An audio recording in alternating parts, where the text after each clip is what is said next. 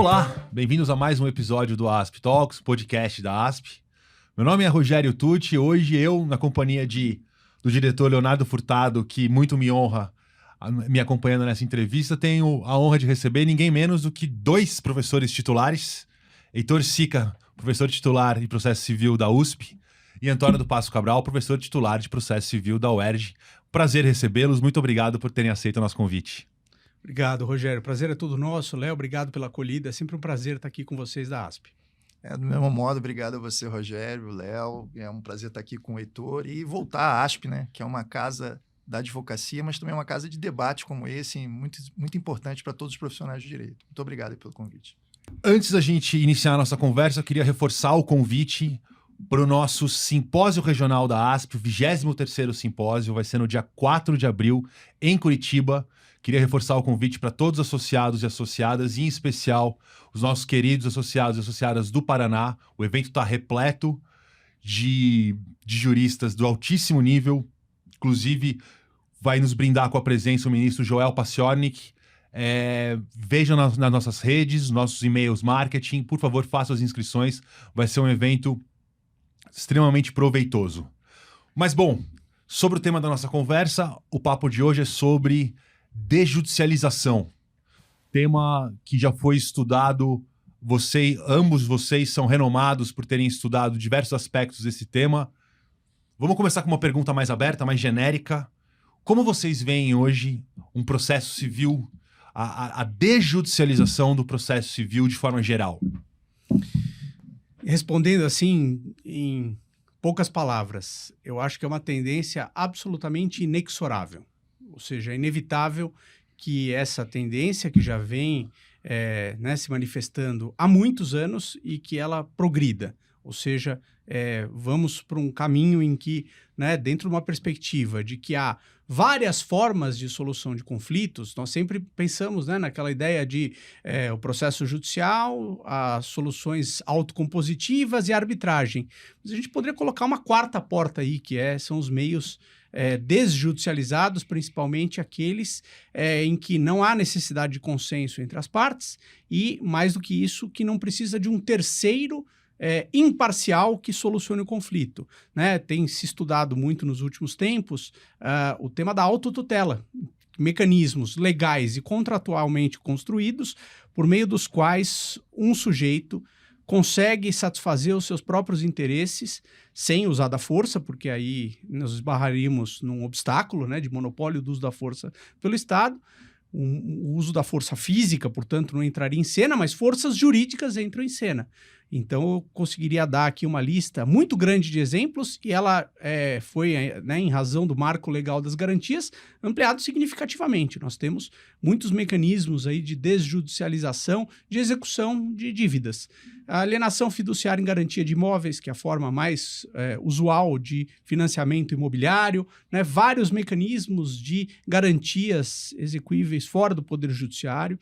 E tudo isso feito numa perspectiva do próprio titular do crédito usar mecanismos legalmente e contratualmente construídos para a satisfação daquele crédito sem passar pelo judiciário, sem ter o consenso do devedor, porque aí estaremos no terreno da autocomposição. Eu tenho uma adesão do devedor lá na origem, mas no momento da realização das medidas autotutelares não.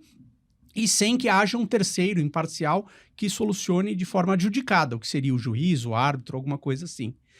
Esse eu acho que é um campo muito claro em que a desjudicialização avançou e muito.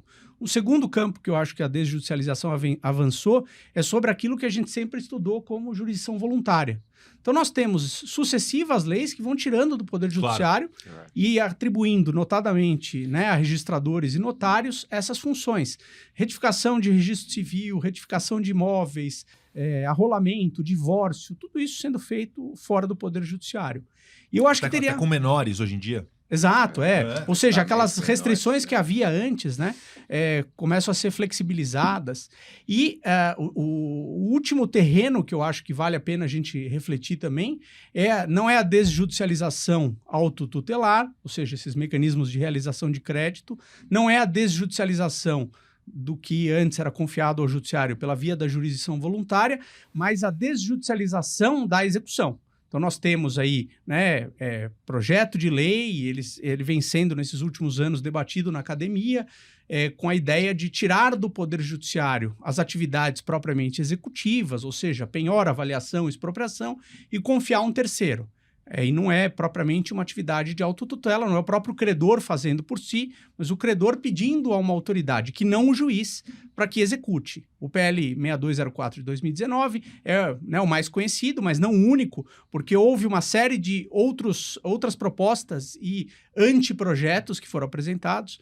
O grupo de pesquisa do Cabral, né, produziu um anteprojeto, o meu grupo também produziu um anteprojeto, e que ali a ideia é basicamente tirar do judiciário essas atividades e confiar a um terceiro, e esse terceiro assumiria essas funções que hoje são desempenhadas diretamente pelo juiz, com pouco apoio de auxiliares da justiça, como oficial de justiça, por exemplo. Então, haveria, assim, né, em 3 campos diferentes, uma revolução nos últimos 20 anos de progressão da desjudicialização, autotutelar, da jurisdição voluntária e da execução. Acho que eu dividiria nesses 3 terrenos. Eu concordo também com o Heitor que a desjudicialização é um fenômeno que não é exclusivamente brasileiro e é um fenômeno inescapável. Eu acho que o judiciário no Brasil e no mundo ele sofre uma crise de efetividade que já não é de hoje.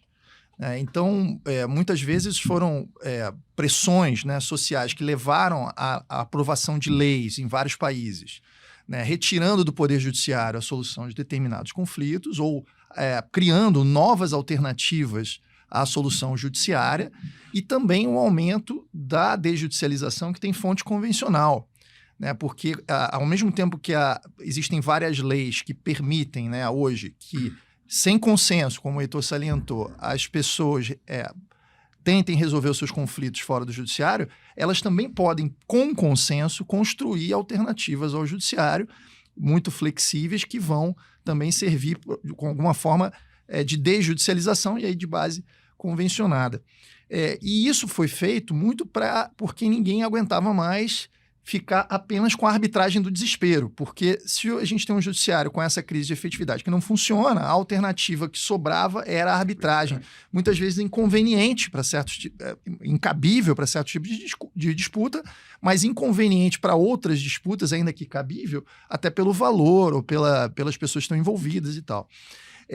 O CPC de 2015 me parece que foi um marco também nessa desjudicialização, porque seguiu essa tendência que a gente já via na legislação ordinária a partir dos anos 2010, 2005, por volta dos anos 2000 e 2010. O CPC de 2015 ampliou ainda mais a desjudicialização. Hoje a gente tem até uso capião, que pode ser ajuizada extrajudicialmente, né, com algumas amarras, porque há uma série de interesses públicos envolvidos, mas o CPC inovou também nesse ponto, né, ampliando a desjudicialização para uso capião.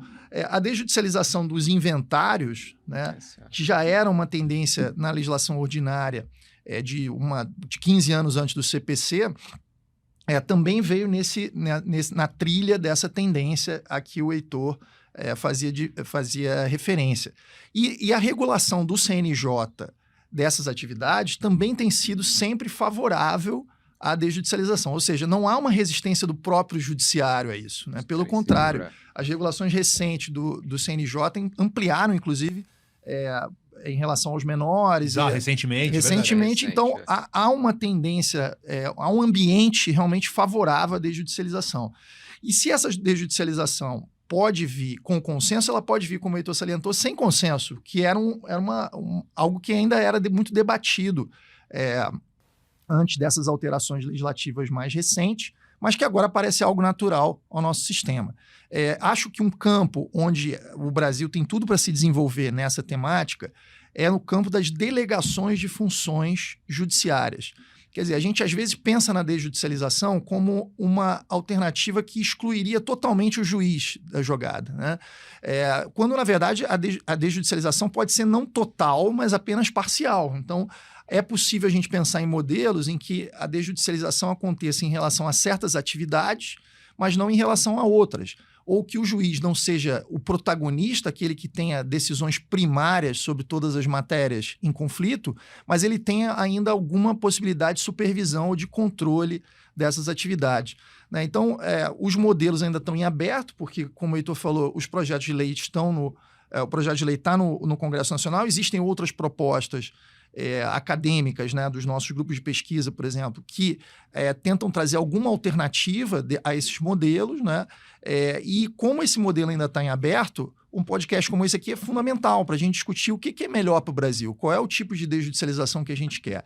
Em especial, essa desjudicialização da execução, ela está levando em conta, me parece, né, um recorte de experiências estrangeiras que talvez não seja o melhor recorte para o Brasil, e desconsidera, talvez, outras tendências que a gente vê na nossa legislação. Então, a gente vai ter tempo, eu acho, pode aprofundar mais essa questão, mas me parece que, nesse momento, é fundamental que a gente pense no modelo de desjudicialização. Que desjudicialização existe e que desjudicialização haverá cada vez mais como tendência, eu acho que ninguém discute. A questão, eu acho, de momento, e a importância da discussão, é a gente pensar qual a desjudicialização que nós queremos, né? E com que sujeitos, com que instrumentos e com que ferramentas a gente vai implementar isso. Mas que ela vai acontecer, é inevitável. Eu até ia colocar para vocês, assim, nesse aspecto do inevitável e de que caminho a gente vai andar, até quando a gente fala hoje desse avanço de tecnologia e inteligência artificial. Isso casa muito, até principalmente quando a gente fala em execução, né? Porque todos esses atos que a gente via que eram extremamente dificultosos de você buscar bens, né? Hoje está ficando cada vez mais simples. Independentemente até do judiciário. Você vê empresa oferecendo serviço e tal. Então, no fim das contas, conforme a gente vai andando, parece que realmente a função do judiciário vai ser o quê? Tomar decisões específicas sobre tais questões de legalidade, que é mais ou menos a ideia da desjudicialização. Mas eu acho que até nesses últimos tempos, conforme a coisa andou com a inteligência artificial andando, isso vai impactar em execução, é muito claro, acho, assim. E até há pouco tempo circulou, né, uma notícia que era eu não lembro o nome, era um artigo que era sendo vendido o árbitro de inteligência artificial também, né? Não era isso, que circulou bastante essa ferramenta, enfim, agora até isso é mais um tempero nessa salada toda aí que a gente está debatendo. Sim. Agora, casando isso, essas ferramentas para as medidas executivas. Antes de aprofundar um pouco a conversa em desjudicialização da fase executiva propriamente dita, da execução propriamente dita, por que a execução chegou onde chegou? Por que é tão ruim? É difícil a gente... E uma subpergunta. A grande culpada é mesmo a execução fiscal? Ou só a execução civil também já é problemática por si só? Vamos lá. Eu acho que um problema complexo, né? Eu não me lembro de quem é essa frase. Até os colegas talvez saibam, né? Para todo problema complexo, existe uma resposta simples e errada. Né? Já atribuíram a muita gente essa frase, né? É difícil achar de quem é, né? É um problema extremamente complexo. Eu veria algumas razões para isso, né? Primeira razão não tem nada a ver com o processo, com a ferramenta da qual se serve o Poder Judiciário para fazer a execução forçada, que é um problema de ordem econômica. Então, nós temos, né, um país com muita gente sem patrimônio algum, e mesmo aquele patrimônio que o sujeito tenha é um patrimônio muito provavelmente não passível de ser expropriado. Então, bens de família, móveis que guarnecem a casa da pessoa. Então, se eu estou falando de pessoas físicas, o que eu conseguiria na massa da população seriam alguns poucos bens duráveis e que se desvalorizam muito rapidamente. Um celular, em um ano, ele é obsoleto e já não vale nada, né? Um computador, mesmo automóveis. Então, tem um problema de ordem econômica. A justiça, talvez, né, tenha pensado os seus instrumentos numa época em que a justiça era utilizada apenas por quem detinha os meios de produção. E a gente não vai enxergar isso numa justiça massificada e mais acessível, ainda muito longe do ideal, mas mais acessível a todos. Em segundo lugar, né, nós temos no tráfego comercial uma facilidade para que pessoas abram empresas e, portanto, existe uma dificuldade de depois verificar se todas as formalidades foram seguidas, se a empresa dispõe de uma sede efetiva, se é que na economia moderna empresas vão ter sedes físicas. Então, mesmo quando eu tenho pessoas jurídicas, e particularmente empresas, eu vou ter uma dificuldade econômica, né? Uma empresa pode ser um quartinho, uma pessoa com um computador, aquilo é uma empresa. Ela exerce uma atividade econômica, ela não tem nenhum tipo de bem passível de ser encontrado e localizado. E os meios eletrônicos podem ser úteis para localizar bens, mas também a facilidade de comunicações pode ser útil para esconder, para ocultar bens, ou seja... Corta para os dois né? lados. Exato. Isso, é. Então, o problema aí é econômico. E nós, no Brasil, até hoje, estamos gravando isso aqui em 2025, mas vai ter gente que vai ouvir isso aqui, né, muitos anos depois, potencialmente, lá na frente podem olhar para trás e falar assim, bom, esse problema já foi resolvido. Mas nós não temos bancos de dados centralizados que tenham os registros públicos em nível nacional de todas as fontes possíveis. Então, nós não temos o imóveis.gov.br, que você pesquisa todos os cartórios de imóveis do Brasil. Eu acho que é uma tendência e nós vamos chegar a ter isso em um dado momento. Mas isso não vai cobrir os imóveis não titulados. Tem estados do Brasil que a maior parte do território são de imóveis não titulados. De outro lado, estou me estendendo na resposta, mas vou tentar abreviar. Você não tem bases de dados, ainda que elas estejam disponíveis, elas não estão centralizadas. Então, você tem um sistema que é o Infojude, que busca declarações de imposto de renda. Você tem outro sistema que é o Renajude, que busca automóveis. Você tem, né, o Cisbajude, que busca contas bancárias. Então, você não tem um único sistema. Você obriga o juiz, né, e às vezes o juiz fala, não vou fazer todas as pesquisas ao mesmo tempo, eu vou fazer primeiro o Cisbajude. Não deu, vou fazer o Infojude. Não deu, vou fazer o Renajude. Então, só nessa e a parte é intimada, ela tem que recolher custas e o juiz fazer, e isso ser informado no processo e as partes se manifestarem, você já tomou um tempo considerável. Então, países em que a execução passou a funcionar melhor foi também porque eles conseguiram centralizar bases de dados. Em Portugal, isso funcionou.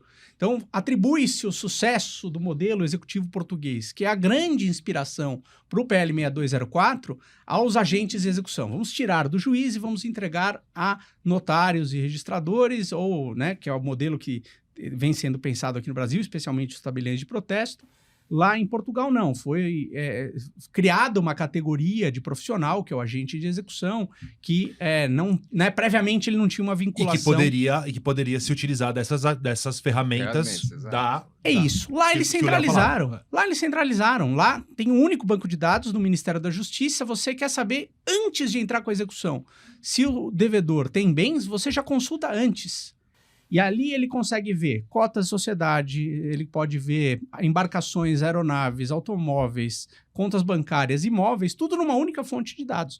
E se o sujeito não tem nada para responder à execução, o credor recebe uma certidão de incobrabilidade. Isso é útil, inclusive, para, né, fins tributários, porque eu vou dizer, eu não tenho como recuperar esse crédito, eu não preciso usar o Poder Judiciário para, sabendo que eu não vou conseguir recuperar o crédito, mas empresas que apuram o imposto por lucro real, créditos de valor mais elevado, elas são obrigadas a deixar o processo no mínimo 1 ano no judiciário. Ou seja, o fisco onera o judiciário com uma execução que o próprio credor sabe que não vai receber, e isso poderia ser evitado com uma busca prévia. Então, olhem quantas coisas a gente está falando aqui que não tem absolutamente nada a ver com o processo. Sim. E nada a ver com quem toca o processo. Sim.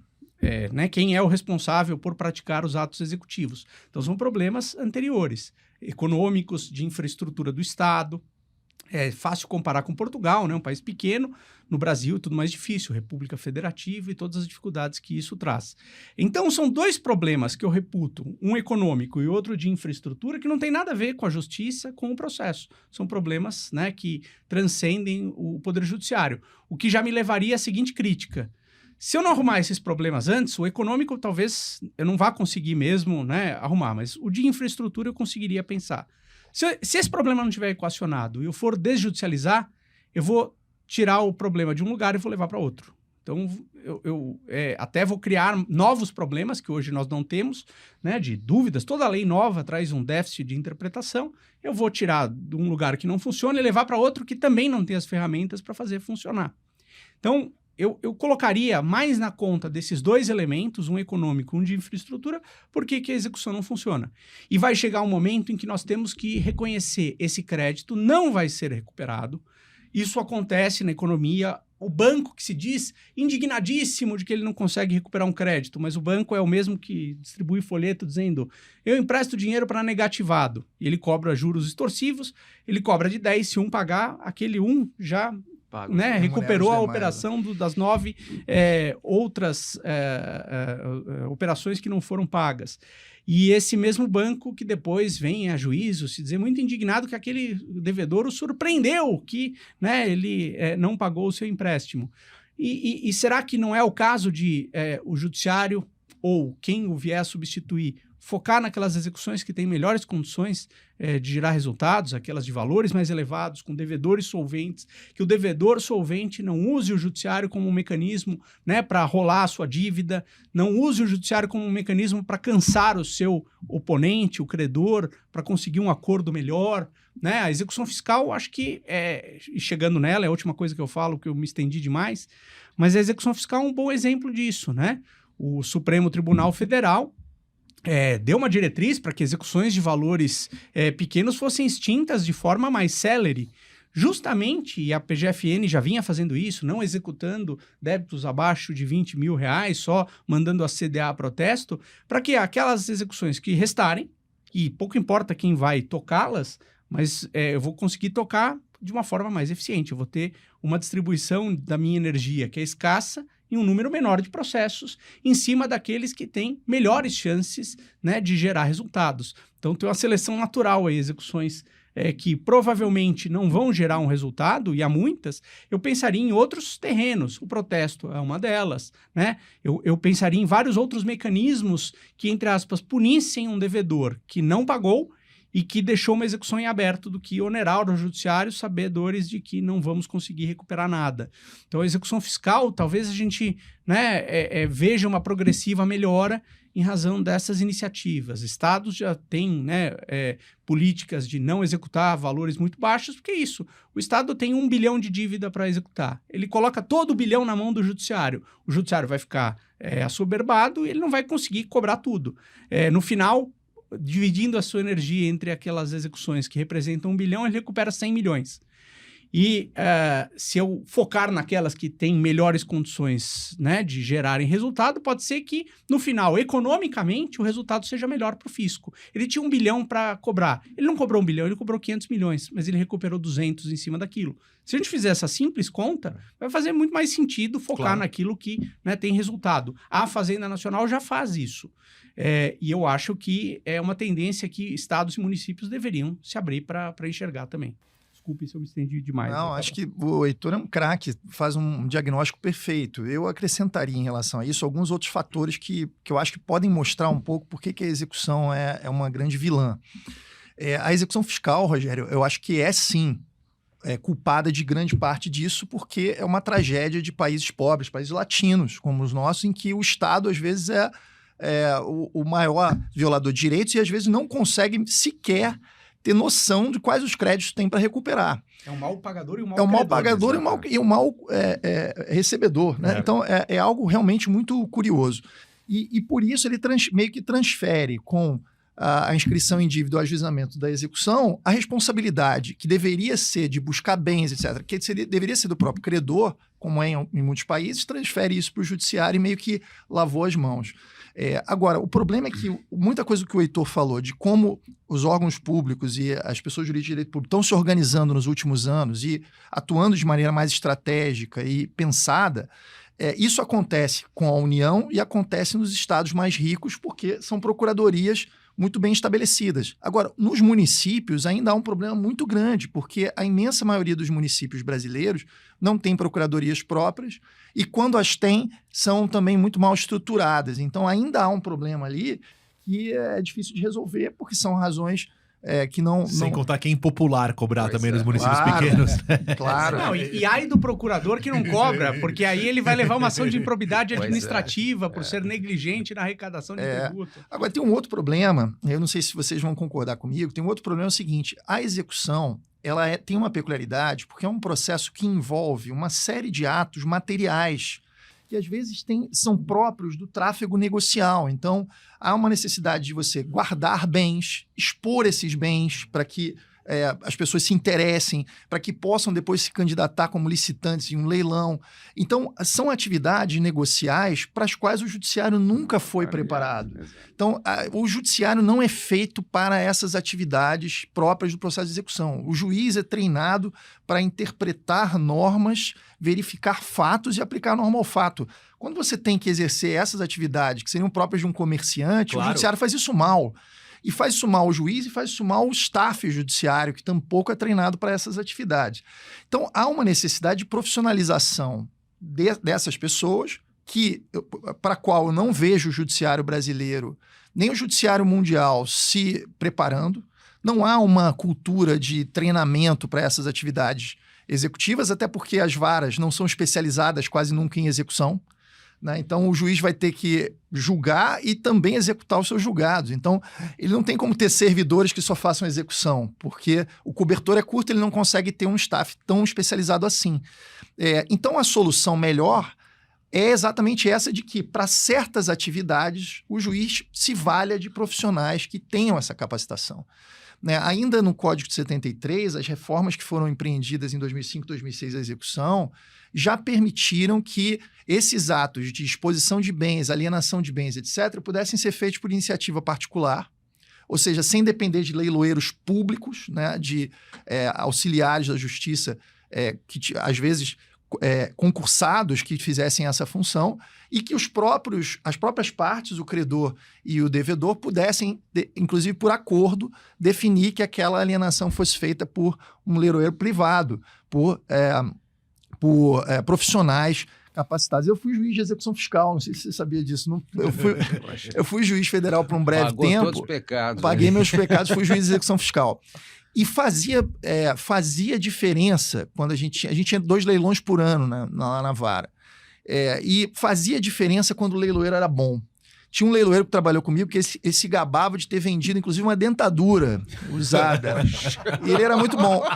E na época, isso tem 25 anos quase, então na época, ele vendeu um terreno que era uma vossoroca, era um buraco. Então todo mundo conhecia ele como o leiloeiro que vendeu o buraco e a dentadura. E ele começou a ter iniciativas, por exemplo, ele criou um website, na época quase nenhum leiloeiro fazia isso, e ele expunha os bens com vídeos e tal no seu website, e isso ampliava o número de interessados e fazia com que pessoas de outras localidades, que às vezes não teriam como se deslocar para ver o bem exposto, ou acompanhados às vezes pelo próprio leiloeiro, pudessem se interessar e participar do leilão. Então, essas funções elas são muito melhor desempenhadas pela iniciativa privada.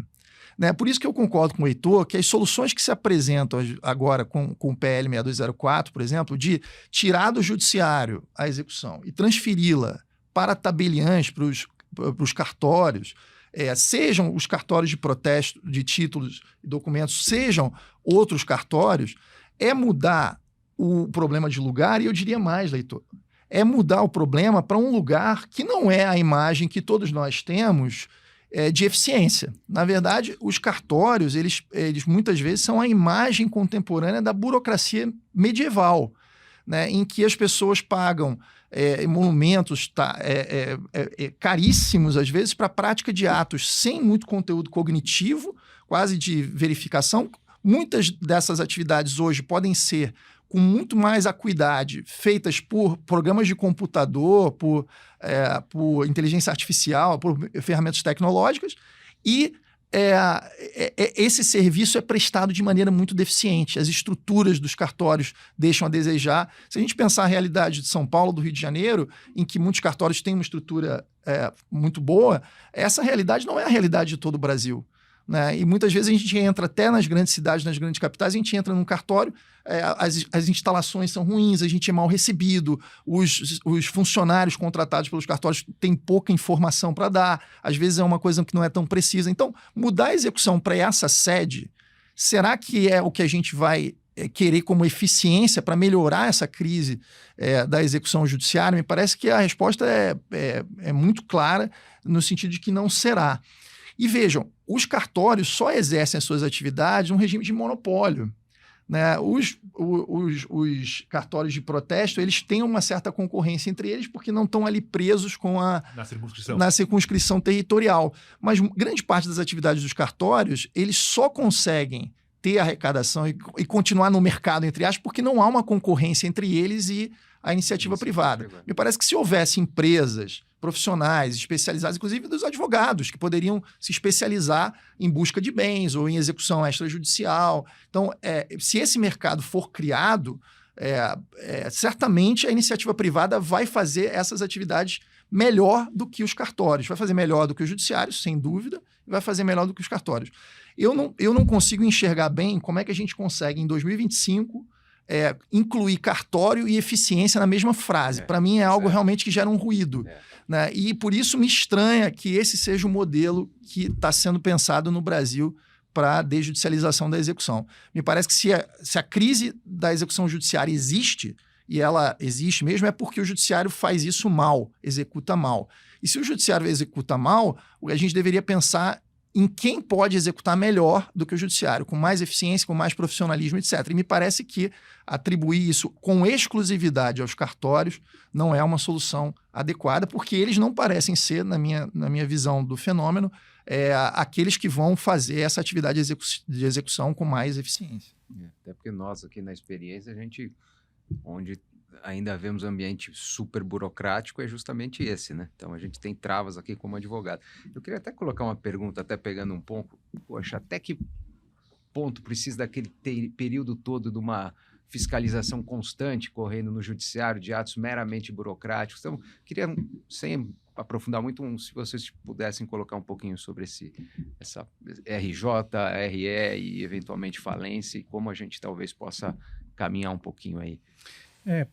Por partes. É um bom exemplo, né? Recuperação extrajudicial entrou lá em 2005, um instituto meio desconhecido, pouco estudado, e que ele vem ganhando força em razão das reformas de 2020, mas sempre houve já condições para que a recuperação extrajudicial, né, fosse preferida por credores, né? A ideia de a empresa estar em recuperação judicial, acho que a imagem dela de mercado fica severamente prejudicada com quem vai travar negócios, né, com ela, né?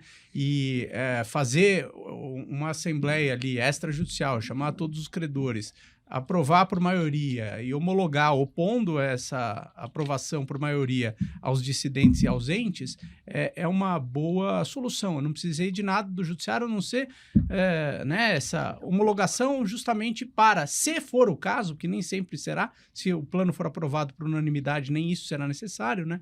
Mas para opor aqueles credores dissidentes e ausentes. Na RJ e na falência, eu teria um pouco mais de dificuldade de fazer análises mais profundas, seja porque eu não estudei isso mais a fundo, seja porque não é muito da minha prática profissional.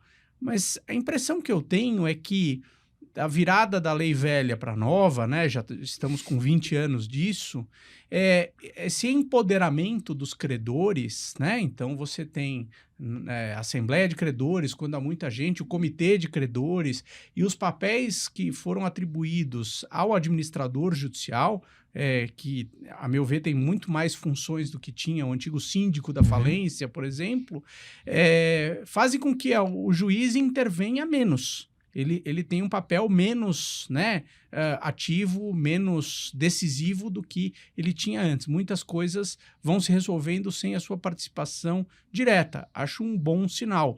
E todos esses mecanismos que já existem para execução civil, ou seja, de leilões feitos extrajudicialmente, por exemplo, isso é aplicável e tem sido aplicado livremente, né, na falência ou nas recuperações. Ou seja, o que eu poderia contribuir com esse debate, eu sei, Léo, né, que é um tema caro a você, né? Um tema em que né, você se dedica profissionalmente, mas o que eu conseguiria contribuir com esse tema seria com essa reflexão. Não sei se o Cabral tem outras ideias aí a respeito. Eu confesso que também não é a minha área de especialização, mas eu acho que um fenômeno que é muito próximo do que a gente vem discutindo aqui de desjudicialização é o que o Heitor salientou, que nesses procedimentos concursais, o juiz ele tem uma atividade primária reduzida e ele mais supervisiona a atividade do administrador do que realiza diretamente os atos. E esse é um dos modelos que a gente vinha falando para a desjudicialização da execução e para a desjudicialização dos atos processuais em geral. Veja, Léo, que isso está acontecendo também nos processos estruturais. Nos processos estruturais, que são processos de controle judicial de políticas públicas, a execução das decisões é praticamente um monitoramento do que vem sendo feito. E em muitas desses processos estruturais, o juízo delega funções para agências reguladoras, para órgãos de fiscalização, e esses órgãos que praticam concretamente os atos se reportam, fazendo relatórios, ou às vezes comparecendo a audiências de supervisão ou de monitoramento com o judiciário, e o juiz então vai ajustando as decisões e vai, com isso, compondo o conflito, né, de pouco a pouco, uma atividade que é mais uma atividade de fiscalizador, de supervisor, do que de decisor propriamente dito, que é um formato muito caro aos procedimentos concursais de falência e recuperação judicial. Um outro ponto que eu acho que a gente pode unir os dois temas são essas formas de participação dos envolvidos e interação dos envolvidos com o juízo que são regulamentadas pela lei de falências e que são muito utilizadas e que poderiam ser utilizadas em outras formas de interação quando o juízo tivesse que controlar a atividade de delegatários e interagir com os interessados. Quando a gente tem execução com muitos executados, por exemplo, você poderia ter formas de criação de comitês. Esses comitês que que são muito praticados nas recuperações judiciais atuariam como instituição, uma função de anteparo entre a massa de pessoas e o juízo. Entes intermediários. Isso pode ser útil, por exemplo, em execuções de ações coletivas, em execuções envolvendo processos repetitivos, em litisconsórcio multitudinário. Então, ações possessórias envolvendo muitas assentamentos sem terra. A gente vê isso na Justiça do Trabalho, né? Existe, às vezes, alguns juízes que aplicam isso contra devedores que têm muitas ações, né? Centralização de execuções, né? Isso tem na lei das SAFs, né? Das Centralização SAFs. de execuções. Então, eu acho que essas formas de interação que os procedimentos concursais têm regulamentado na sua normativa e que tem uma experiência prática muito grande, são formas de interação que a gente tem que pensar para outros casos em que o juízo vai ter que executar diante de uma quantidade maior de pessoas, e com isso vai precisar dessas ferramentas que lá na recuperação judicial e na falência se utiliza muito. Então, eu acho que, para contribuir com esse debate, eu acho que são mundos que se tocam, né? Os problemas são muito parecidos, né? Até porque, muitas vezes, né, nesse procedimento concursal, você tem que lidar com um patrimônio único do devedor, que é uma realidade concreta, e organizar, de alguma forma, esses pagamentos. E essa organização, esses mecanismos para organizar a execução dessas dívidas, podem ser utilizados pelo judiciário em outros procedimentos, partindo dessa experiência e das normas que já existem na recuperação judicial e na falência. Deixa eu fazer uma pergunta. Nessa linha, o Cabral falou em ajustes do processo feito pelo juiz, em organização do processo. Pegando um exemplo comum de uma execução. São várias decisões que podem ser tomadas, começando pela validade do título. Acho que ninguém aqui vai concordar que os requisitos de validade do título tem que ser matéria para decisão do agente de execução. Mas aí vamos indo. Mas o PL prevê que o agente de execução faça. No Eu acho que é um pouco extrajudicial. demais. Acho que é um pouco demais. E no judicial, não. No judicial, eu passo pelo juiz para começar a execução. Para o extrajudicial, eu vou direto no agente de execução. Eu acho que é um erro grave. Quero falar assim, vários tipos de decisão, e vocês me falem onde que começa a entrar o agente de execução. Então vamos pegar requisitos de validade do título. Juiz. Prescrição e decadência. Juiz. Valor do título. Valor exequendo. Análise, por exemplo, de excesso de execução. Juiz. Aí começa. ordem de penhora. Eu acho que pode ser o agente de execução. Acho que pode ser. Porque tem algo- uma previsão legal e a inversão disso pode ser a pedido do exequente e do executado. Tá. Podem provocar o juiz. O substitutivo que o meu grupo de pesquisa fez ao PL diz assim, o agente de execução, no final, ele procura bens, ele avalia e ele expropria. E quaisquer incidentes que sejam necessários, pelo exequente ou pelo executado, tem que ser levados para o juiz. E isso seria feito no próprio processo, né, eletrônico judicial, em que você abriria mais uma portinha ali, que é o agente de execução entrando para praticar atos. Mas eu teria o número do CNJ, seria o sistema. Porque imagine a loucura que seria cada cartório, né, segundo o PL 6204, cada cartório de protestos ter o seu sistema. Né? Aqui em São Paulo teriam 20 e poucos, né? Aí nem o advogado de São Paulo saberia como agir. Né? Se existe um esforço nacional de padronização dos sistemas eletrônicos da justiça, isso deveria se aplicar também à execução. Ou seja, e lá não só se atribuíam diversos poderes ao agente de execução, poderes tipicamente decisórios, relativos a questões realmente relevantes processualmente e materialmente, mas como essas decisões eram desafiadas no âmbito administrativo, no âmbito da suscitação de dúvida, né, pela lei de registros públicos, ia ser uma chuva de MS. Essa, de todas as soluções do PL 6204 de 2019, a meu ver, a mais desastrosa. É pior do que atribuir aos tabeliões de protesto. Acho que isso é mais grave.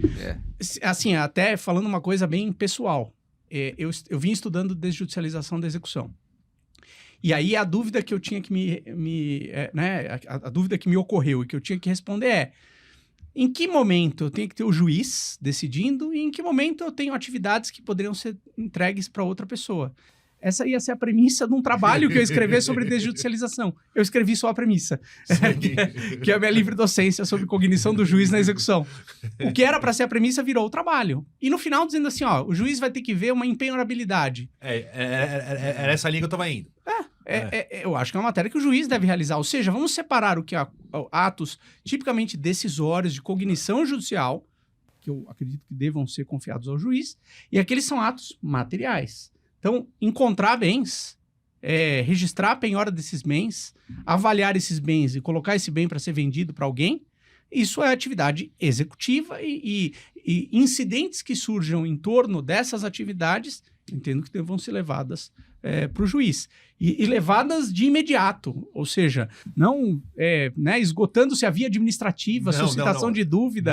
No processo judicial executivo. O juiz da vara de registros públicos, aqui em São Paulo tem duas, o de protesto é submetido a uma das varas. Então a gente teria uma vara para pegar todas as suscitações de dúvida de todos os cartórios de protesto, imaginando o PL sendo aprovado tal como ele está, e depois isso virando recursos para a corregedoria, que analisa isso em segundo grau em sede administrativa. Com problema de competência, porque o juízo que controla os procedimentos de dúvida dos cartórios é um juízo estadual. Mas a gente não pode esquecer que haverá, por exemplo, execuções trabalhistas. Claro. E como é que o procedimento da Justiça Federal. E como é que isso vai para o procedimento de dúvida e depois ser controlado pela vara estadual que revê os atos do registro público? Não tem cartório federal, né? O cartório de protestos federal, isso não existe. Essas são pequenas partes do problema do PL 6204. E ainda tem um problema que o Heitor salientou na primeira fala dele, que é o problema da forma federativa brasileira, em que a gente tem justiças estaduais e federais. E o custo do judiciário é fixado em normas estaduais. Então, inclusive, os emolumentos, né, variam de estado para estado. Existe uma certa uniformidade em algumas atividades, mas em outras variam substancialmente. Eu sei porque lá no Rio de Janeiro é muito mais caro do que em outros estados. Por exemplo, minha esposa é paranaense. Muitas vezes a gente tem que praticar atos que precisam da minha outorga, né, marital, e eu tenho que estar presente com ela, e eu verifico que no Paraná o ato custa muito menos do que custaria no Rio de Janeiro. Então, o que isso pode gerar? Pode gerar uma certa concorrência entre os estados para saber qual a justiça que vai estar oferecendo uma execuibilidade extrajudicial melhor, mais barata, né? O que do ponto de vista da iniciativa privada seria ótimo, uma concorrência, mas do ponto de vista público não faz sentido Não faz nenhum. sentido nenhum, Exatamente, né? Porque você estabelece uma competição entre os estados que não é uma competição que a gente quereria ter, né? Exatamente. E o Estado que está recebendo muito, os cartórios podem gostar, mas pode chegar a um nível de assoberbamento que os cartórios vão dizer, vamos subir o preço. Claro. Então começa uma guerra de valores entre os estados. Isso seria realmente, não faria nenhum sentido econômico. Agora, eu queria focar numa outra questão que a gente já mencionou, né, que é a questão da exclusividade que o PL quer atribuir aos cartórios, né? Eu não vejo problema que os cartórios possam ser um sujeito que vai exercer essa função do agente de execução, mas por que não pensarmos em outros sujeitos, Claro. né? Veja, em Portugal, o Heitor falou que criou-se um cargo, uma categoria, Como o leiloeiro. Isso. Exato. E lá se criou uma figura. Eu acho que a gente não precisa nem criar uma figura, porque a gente já tem essa figura na organização judiciária, que é o oficial de justiça. Os concursos de oficial de justiça são muito disputados, os profissionais são preparados, e hoje estão, em certa medida, até ociosos, porque com o nível de informatização que o processo brasileiro atingiu, os oficiais de justiça que antes ficavam numa loucura, né, no corre diário, tentando fazer a entrega de cartas, hoje eles ficaram com a sua atividade muito mais reduzida. E passaram, claro, a exercer outras funções, né? Então, hoje eles fazem exames de local, fazem mini-perícias, autos de constatação. Então, eles poderiam ter essa função, a função de agente de execução atribuída a eles. O anteprojeto que o meu grupo de pesquisa fez, inclusive, prevê isso.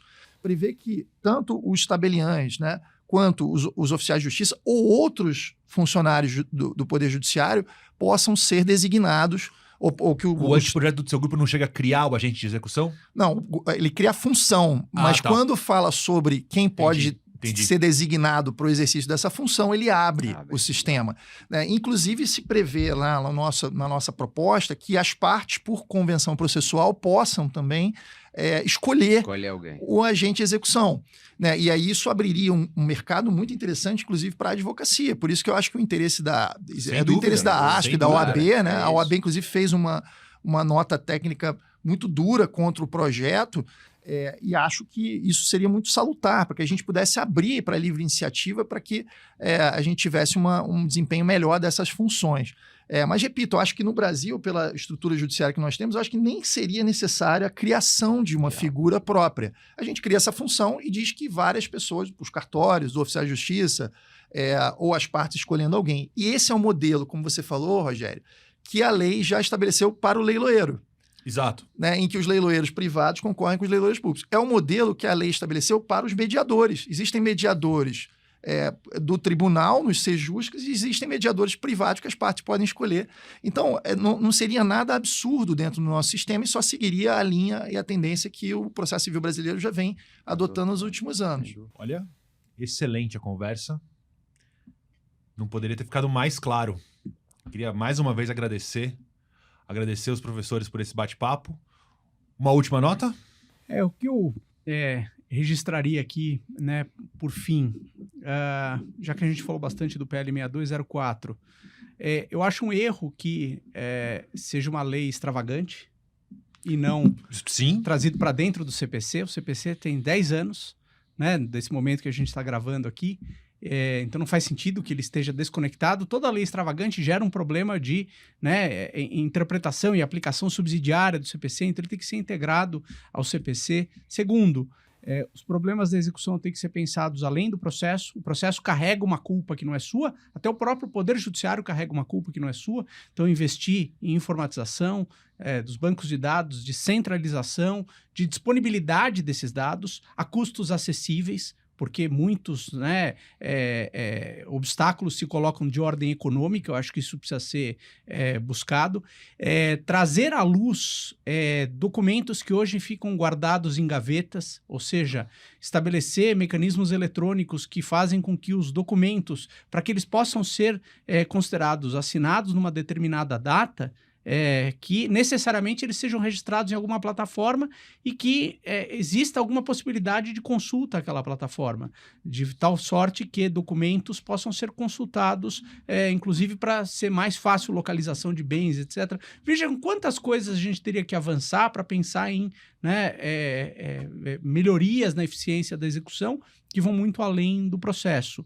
E, por fim, é isso, deixar ao judiciário aquilo em que o judiciário, muito provavelmente, é insubstituível, que é ouvir as partes, colher provas e decidir.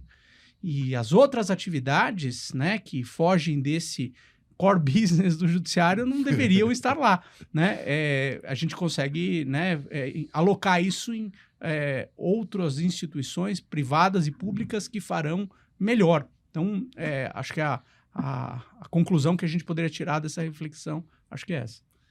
Bom, para encerrar, eu acho que eu queria falar uma palavra sobre acesso à justiça, né? Porque se a gente pensa nesse formato que está se querendo para a desjudicialização da execução, a gente tem que pensar num formato em que qualquer que seja a escolha feita, que a gente garanta o acesso à justiça também na atividade executiva para as pessoas pelo Brasil. Um defeito do PL dos cartórios é que estatísticas apresentadas já mostram que nem em todas as comarcas do Brasil, onde há poder judiciário, haveria um cartório na mesma localidade que poderia, na forma do projeto de lei, executar ou instaurar um processo para execução nos termos que está sendo previsto, né? Então, essas pessoas dessas localidades teriam que se deslocar, às vezes, dezenas, centenas de quilômetros para a cidade vizinha ou para uma capital regional, para que ali tivessem um serviço judiciário que existe na comarca, que existe na localidade, né? Então, eu acho que o acesso à justiça tem que ser a pedra de toque.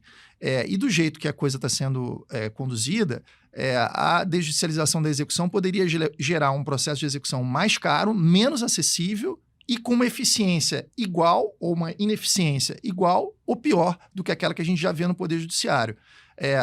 Esse não é um modelo que eu acho que todos nós queremos, né? Então, eu acho que hoje o que é fundamental é a gente pensar quais os modelos que existem e qual o modelo que a gente quer implementar no Brasil. Então, assim, a notícia, que eu acho que para a advocacia, né, a notícia é que a desjudicialização chegou e a tendência é que ela aumente cada vez mais. Eu acho que cabe a nós todos fazer com que isso seja uma boa notícia. E para que isso seja uma boa notícia, a gente tem que estar sempre preocupado com as garantias processuais dos indivíduos. É isso. Obrigado a vocês aí pela gentileza, né, pelo bate-papo. Imagina, não faltarão oportunidades. Léo, obrigado pela tua presença. Agradeço aqui a estreia. Que seja o primeiro de muitos. Isso aí, muito obrigado. É isso aí. Ficamos por aqui, então. Até os próximos episódios. Tchau, tchau.